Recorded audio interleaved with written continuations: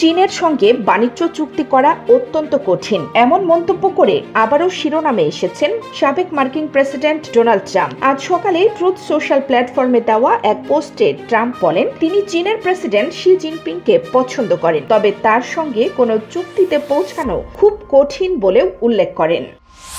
এই মন্তব্য এসেছে এমন এক সময়ে যখন ট্রাম্প প্রশাসন বিশ্বব্যাপী ইস্পাত ও অ্যালুমিনিয়ামের ওপর শুল্ক বাড়িয়ে দিয়েছে দ্বিগুণ হারে। নতুনভাবে এই শুল্ক 25% থেকে বাড়িয়ে করা হয়েছে 50%। যুক্তরাজ্য ছাড়া প্রায় সব দেশই এই অতিরিক্ত শুল্কের আওতায় এসেছে। অর্থনৈতিক সহযোগিতা ও উন্নয়ন সংস্থা ও ECDর সদস্য দেশগুলো প্যারিসে সম্মেলনে মিলিত হয়েছে, যেখানে এই বাণিজ্য পদক্ষেপ বৈশ্বিক অর্থনীতিতে অস্থিরতা বাড়াবে বলেই মনে করছেন বিশেষজ্ঞরা।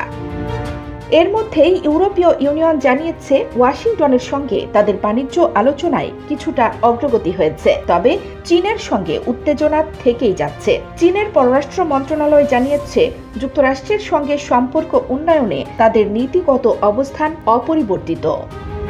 এপ্রিল মাসে ট্রাম্প প্রশাসন চীনা পণ্যের ওপর 145% পর্যন্ত শুল্ক আরোপ করে, যার পাল্টা জবাবে চীনও যুক্তরাষ্ট্রের পণ্যের ওপর 125% শুল্ক আরোপ করে। মে মাসে দুই পক্ষই উত্তেজনা কিছুটা কমাতে সম্মত হলেও সাম্প্রতিক পদক্ষেপ পরিস্থিতিকে আবারও জটিল করে তুলেছে।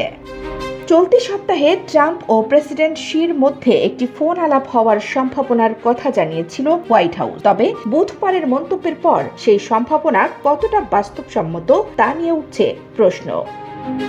বিশ্ব অর্থনীতির দুই প্রধান শক্তির এই দ্বন্দ্ব ভবিষ্যতে কোন দিকে গড়ায় তা নির্ভর করছে আসন্ন আলোচনার উপর। আপাতত বৈশ্বিক বাণিজ্য প্রবাহের উপর এই উত্তেজনার প্রভাব পড়ছে স্পষ্টভাবেই।